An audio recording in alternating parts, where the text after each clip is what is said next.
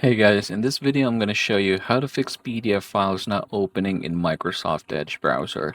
Now if it's opening in different browser or Adobe for example, I'm going to show you how to fix this one. First things first, let's go ahead and open the Windows here, and we're going to go ahead and type default apps, and then from here you can head over to the top and type here .pdf. Choose this one right here, and as you can see it's associated with Google Chrome as of the moment. I can go ahead and click this one right here and choose Microsoft Edge, set as default, and then close this one. And the next thing here in our Microsoft Edge, click the settings, click settings here once more. And then we're going to go ahead and type here PDF and then PDF documents. Click this. Always download PDF files, make sure this is turned off.